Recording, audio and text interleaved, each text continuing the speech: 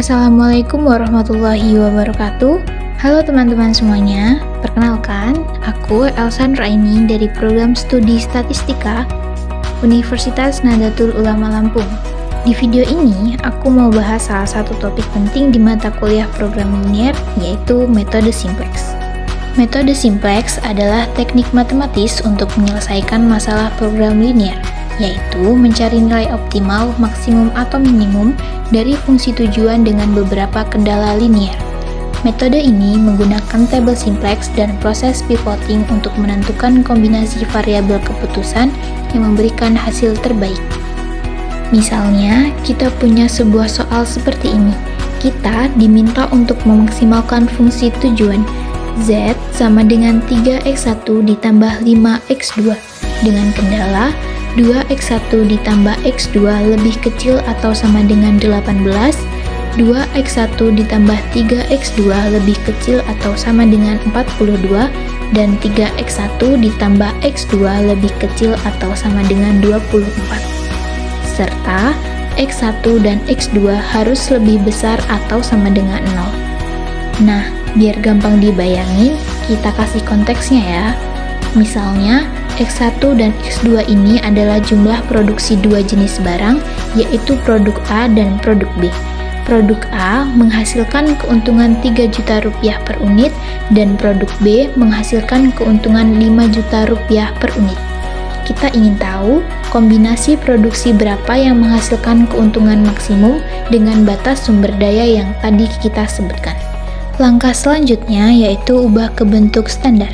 Karena kendalanya masih berbentuk kurang dari sama dengan, kita tambahkan select variabel, yaitu S1, S2, dan S3, supaya modelnya berubah jadi bentuk persamaan. Hasilnya seperti ini. 2x1 ditambah x2 ditambah s1 sama dengan 18.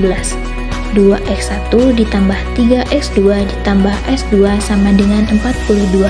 Dan 3x1 ditambah x2 ditambah s3 sama dengan 24. Fungsi tujuannya menjadi z min 3x1 min 5x2 sama dengan 0. Sekarang kita bentuk inisial simplex table. Di baris pertama sampai ketiga ada koefisien dari kendala. Baris terakhir adalah baris fungsi tujuan. Bentuk awal tabel seperti ini. Kolomnya terdiri dari X1, X2, S1, S2, S3, dan total.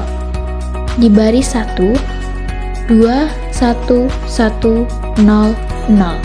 Totalnya 18. Di baris 2, 2, 3, 0, 1, 0. Total 42. Dan di baris 3, 3, 1, 0, 0, 1. Totalnya 24. Dan di baris Z, negatif 3, negatif 5, 0, 0, 0. Dan totalnya 0. Variabel basis awal kita adalah S1, S2, dan S3. Setelah itu, menentukan entering dan leaving variabel. Langkah berikutnya adalah menentukan entering variabel, yaitu variabel yang akan masuk ke basis. Kita lihat baris Z. Pilih koefisien paling negatif. Di sini, yang paling negatif adalah minus 5 pada kolom X2. Artinya, X2 akan menjadi entering variabel. Lalu, kita cari leaving variabel menggunakan rasio tes, yaitu total dibagi koefisien positif di kolom X2. Baris 1, 18 dibagi 1, hasilnya 18. Baris 2, 42 dibagi 3, hasilnya 14. Baris 3, 24 dibagi 1, hasilnya 24. Nilai terkecil adalah 14 di baris kedua.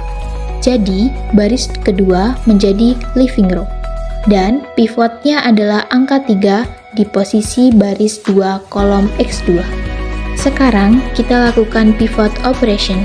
Pertama, ubah pivot jadi 1 dengan cara membagi seluruh baris 2 dengan 3.